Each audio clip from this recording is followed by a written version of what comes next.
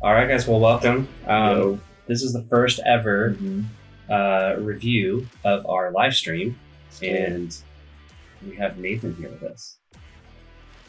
Cheeseball Nathan. Yeah. So we're gonna do this. We're gonna try this new thing where we actually start reviewing some of our tracks weekly. Yeah. And to the benefit of not only our team, but also to our YouTube audience. Yeah. So yeah, I think it'd be good just get us all on the same page. I mean, it's hard to debrief right after a service. So you're just kind of tired. You kind of want to go home. So just doing this is going to give us an advantage of dissecting our shots and, again, just getting us all on the same page.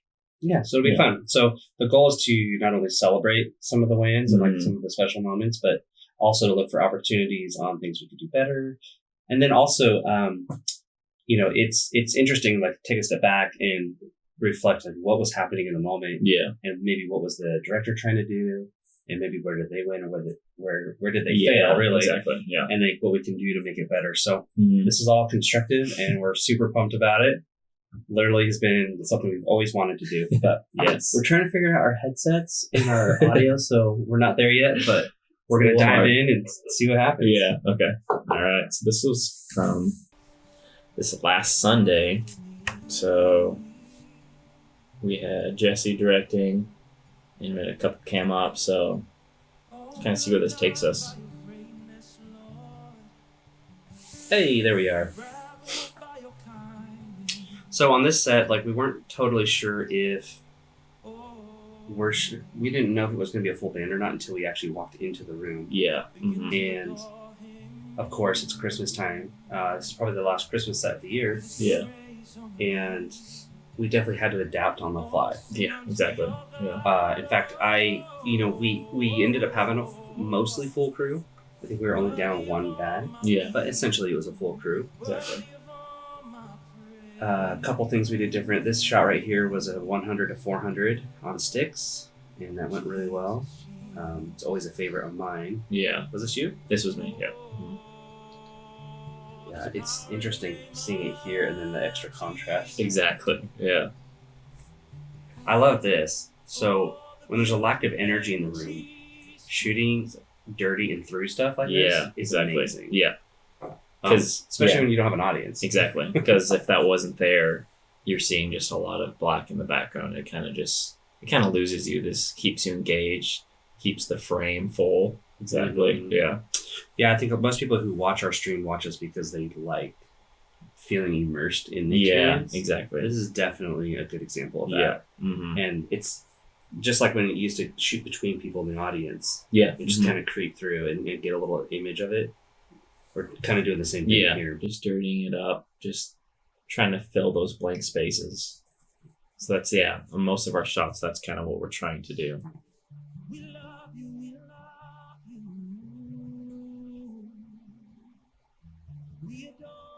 So we had Yana on jib. Yep. Right here. All right. That's me. Little turd creeping in the frame right there. So I've been trying to not bomb shots like that, and it's really hard, especially when you're on stage, because you don't know what's live. And if you hear the director call camera one, which is our jib, what is their framing? What are they looking at?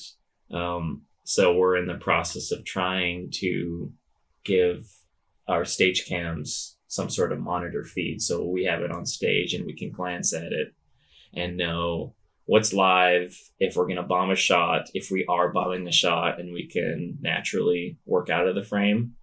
And then also knowing what's live, and we can kind of complement what that shot is and not give the exact same framing. So that's kind of something that we're working on, because we have that in the audience.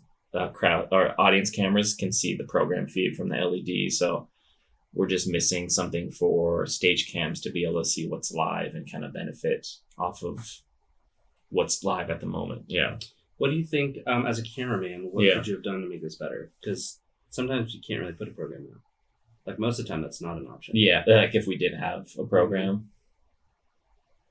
I guess, in this situation, this last Sunday, I was trying to be more self-aware of where I'm at compared to where the camera's. So at this moment, I didn't do it here, but maybe later on, looking, okay, camera one's live, kind of look over my shoulder. Where are they pointing? Sometimes it's hard to figure out their framing, obviously, if they're wide, if they're tight. But if you feel like you're in the vicinity of it, maybe don't bomb the shot. So that was something I probably learned later on in this set.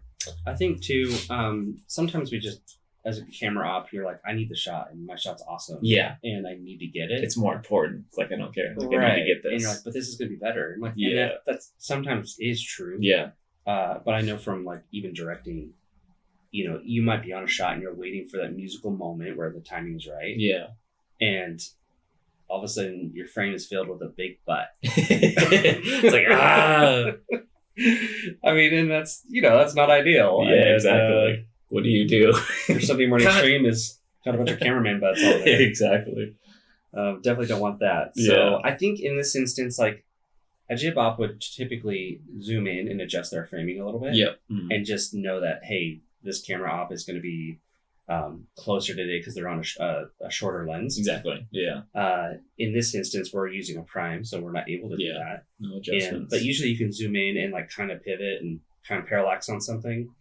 In our scenario right now, we can't do that. So the jib operator really can't do a whole lot. Exactly. Well, this is what's happening. Yeah. All right, next one. So keep going.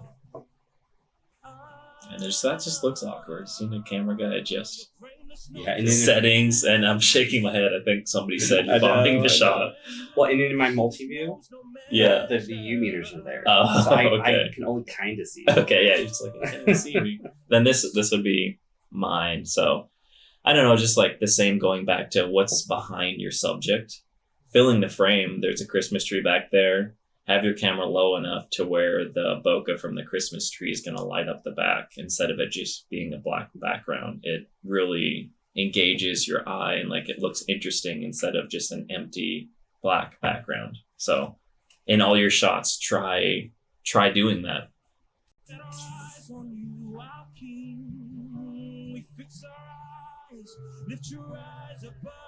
Yeah, I almost try to never, whenever I can, I try to never take the center shot of vocalist. Yeah. Mm-hmm. Because I hate it. Yeah, it's just flat. Okay, so here's an example. It's the back shot. Yeah. We're gonna be nitpicking this so much. This is almost epic. Like one good step to the right. I know. Yeah. Shooting through would have been fantastic. Exactly. Because then I could probably see that ribbon actually like hitting the exactly. strings, like, and then maybe even the key light that's lighting his front of his cello. And there was probably something in the way. I think he reoriented after that, but this shot was usable because it was musically motivated. Yeah. And we needed it, but right now it's the back. Exactly. Yeah. There's not much interesting about back of someone. Yeah. But like situations where that might work, full stadium full of people and you're seeing an audience, they're all lit up, but we're in a moment where you can't have a full room. So it's just going to be a blank room and it's not that engaging and it doesn't look as epic as a arena full of people. I think in the back of my mind, my subconscious is irritated because I can't see who's actually playing. Yeah, exactly. I just know that there's movement happening. Yeah. Yeah, like you're saying, like maybe starting here and then ending where you're visually showing what the instrument's playing or ending there. Which honestly, like that's a good solution for like when you're wanting, like when should I bomb a shot, right? Yeah. It's like, well, if you know you're going to go into another one, like maybe your move is where it needs to be, and at the end of your shot, you grab it, they cut away, and you move that instantly. Yeah, like, exactly. Yep. Mm-hmm. Anyway, next shot. Yeah, that's good.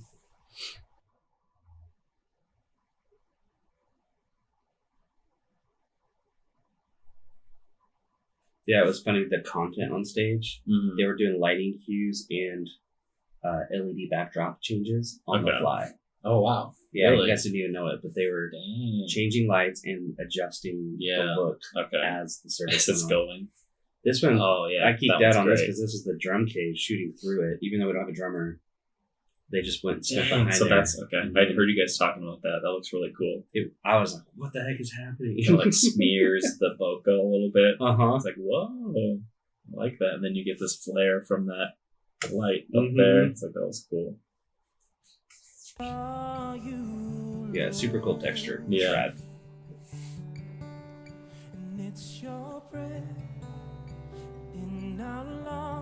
That's Komodo. You can tell you're in 2020. Yeah. So color space was 2020 instead of 709. Yeah. So it makes it appear to be off balance or off white balance. It does look way different. So 709 is if it's. See, this is great. This is like a reverse, but it's better than the last one. Yeah. Because there's lots of color and stuff filling the There's black. stuff in the background. Yeah. This would have been more epic if it was lower and it crept from where the strings were actually hitting it, and then kind of crept around behind it. Yeah. That would have been rad. Yeah, so that back shot looks great. It's not empty.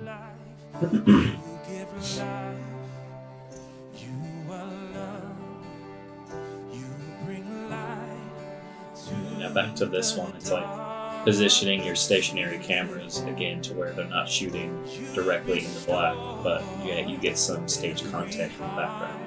This is one of the few moments I took the slider. I put a robotic slider down there. And there wasn't a lot of content on the lid, so we didn't use it a whole lot. But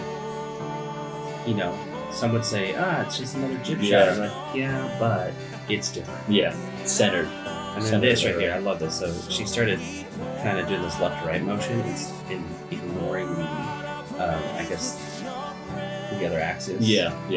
And I thought that was because the swing is so wide. It's the shots you can't get with a slider, Yeah. This is cool. Bomber shots. Well, back in the day, we would use 70. Exactly. So you wouldn't need to be right in the face. Yeah. That's why you see a lot more cam ops now. I would still recommend 70, but I kind of want to hop back on it.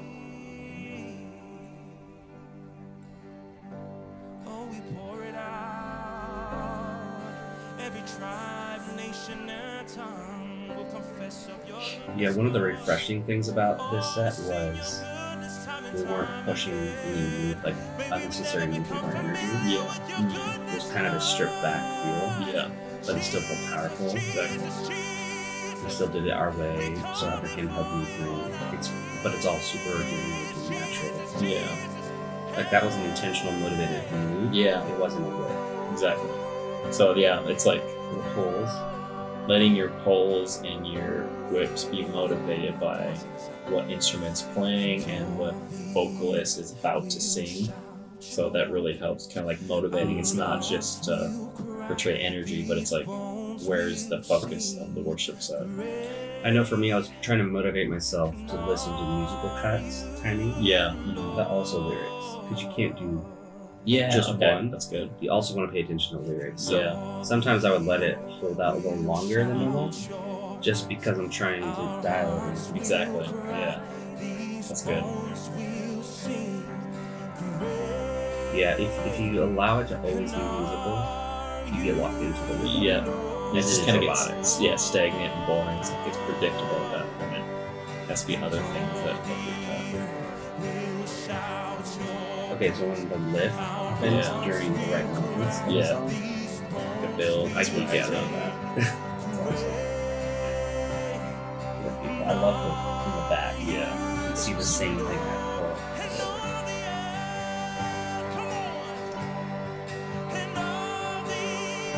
So he's on sticks, but he's doing his head movement. Yeah, that's good. Matching the tempo and energy. That was sick. He had a lot of movement. Yeah. Motivating transitions.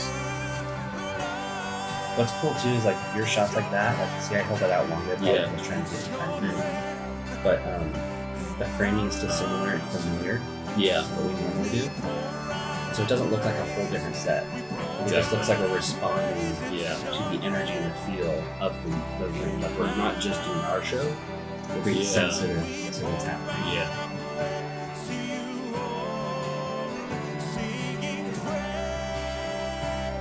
Yeah, if I get on my soapbox for a minute, I would say being mimicking things is like level 1. You know, you're learning and growing. Yeah, just getting comfortable. Knowing when to apply the right tools for the right job at the right time. Yeah, is how you do mastery. But, That or like low profile shooting content. And then that wouldn't have worked if the lid wasn't on at that point. It would have been very empty. So, but you're watching for it. Yeah, it's like, oh, it's on. I'm gonna try to get the low. The song's building. Now we're getting more extreme angles. Yeah.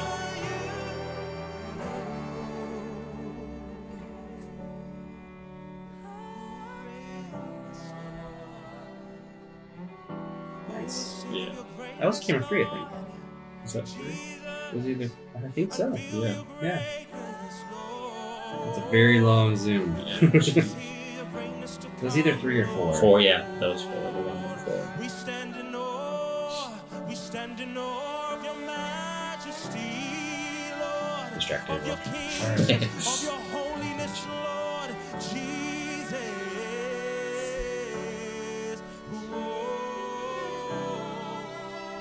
Changed it up. Yeah.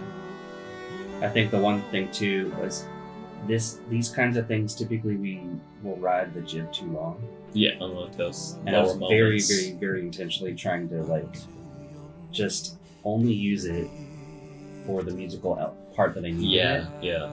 Not just hang on it. I wanted it to be for context, not the main feature. You know exactly. In fact, I think a lot of times I would let it rest on him longer, on the close-up instead of a jib. Yeah. Mainly because I knew it's a subtle song. Musically, the band is all more subtle. Yeah. And I wanted it to be more personal. Okay. So that was my approach to it. Because that kind of like... Like this was to breathe, but instead of breathing and just being wide, that can be disconnecting. Yeah. And so I intentionally was like, no, let's land on these tighter shots. It's always easy to do too. It's like a crutch. The jib, if you that, it's like nothing else cut to. I love that little move too. Yeah, down. I don't know if I would have went back up, but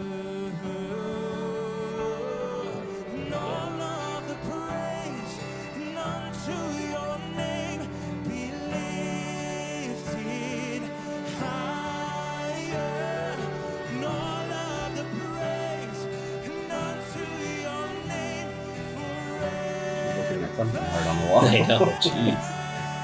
Yeah, see, this is where it came out front. Yeah. And it was super cool energy. It felt really good.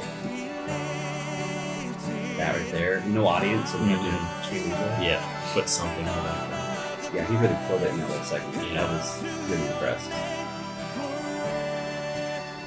I think this is where I was pushing too in the cuts. Yeah, speeding it up.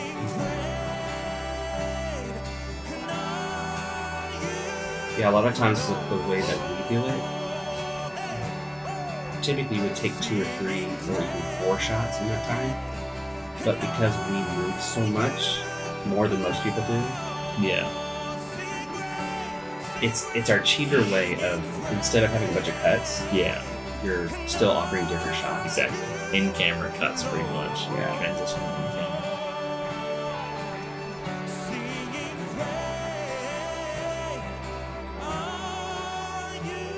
Some pretty.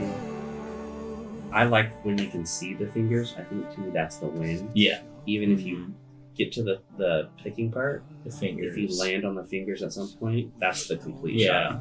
That's good.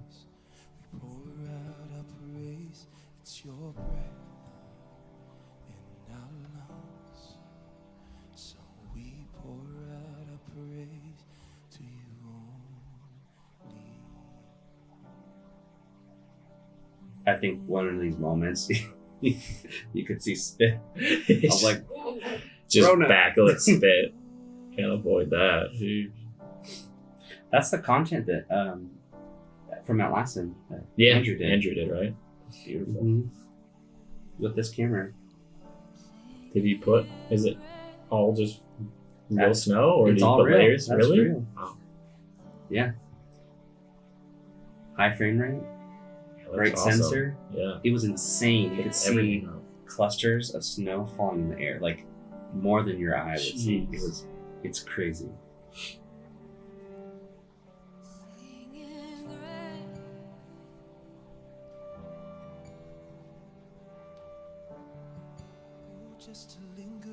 So it is a reverse, but there are lights in the background, which does make that better. Yeah, more interesting. It's not great. I gaze at your greatness.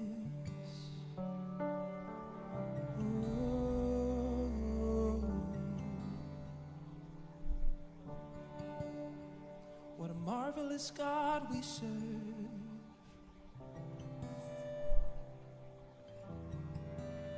It's funny because Morgan's always like has a moment and then it explodes. You know, it's always a building. Super interesting to see the build, and you're like, but it didn't erupt. Oh, there we go. Great, yeah. Composition on this is great. He's like intentionally. I'm assuming he's gonna pull to Morgan. Yeah, so he framed that up perfectly. A little quick, a little bit quick, but super intentional. Well lined up. That's really good. Probably could have even had Christine. Yeah, have Aaron there too. Yeah, just fill it even more. Yeah, so this high angle is interesting for maybe a transition point, but it does make me feel disconnected. Yeah, it's like you're looking down on this worship set instead of being part of it.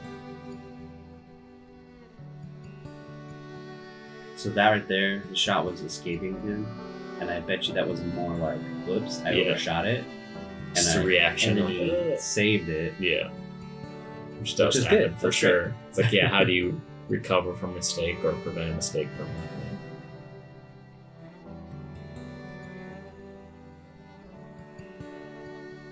Yeah, so he was super tight and then pulled out like that. That's beautiful. Yeah, different perspective. It looks like a different camera. Stacking your shots. Yeah. Instead of the same ones over and over again. Look at the content, man. It looks so good on there. So much snow. I thought for sure he put like layers on there or something.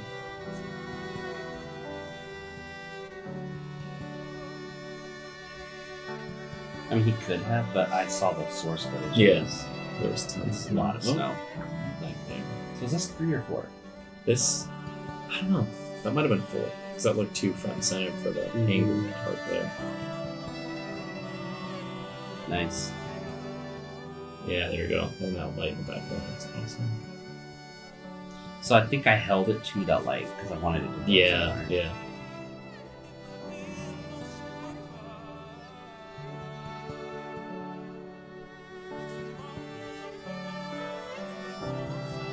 So one of the things that we talk about a lot is that most of our directing happens off comms.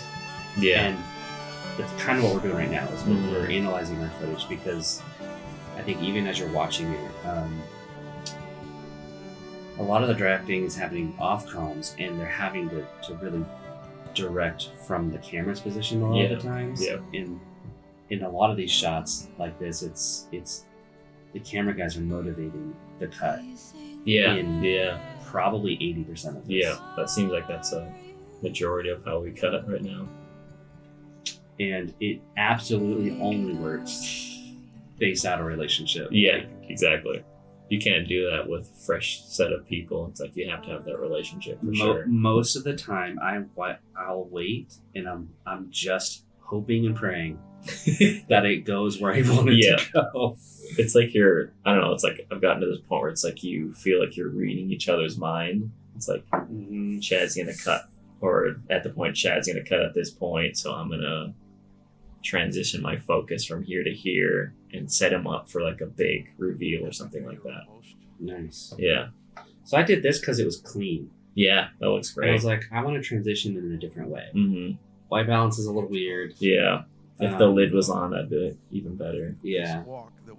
Our exposure was a little bright. We worked that out eventually. That he is the restorer. You could probably pause it. Yeah. But anyway, I just thought that was cool. I was super happy with this Sunday. I think even there was a couple moments where I made a mention of, hey, if you have a shot, show me, because I wasn't sure if I was.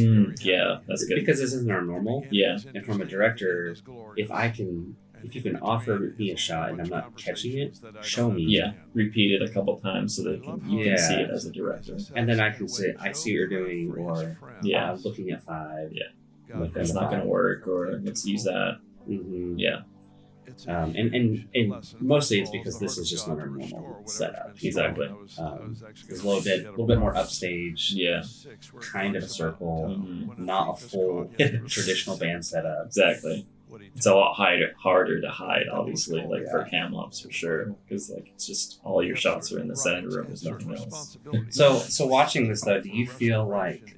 Because I already know my answer, but like I have a hard time with this kind of thing Hmm. because it isn't our normal flow, Yeah, and there's not as much energy to play off of. yeah, So I have to like lean in that much more. exactly. Create that energy yourself. How do I connect with this? Because it's really easy to get bummed out and check out. Yeah, it's like don't worry. Even in my planning for the set, I was like, I knew early that I was going to want to bring the slider. Yeah. Because I needed something for me to get excited about Mhm. and just to try something different. Yeah.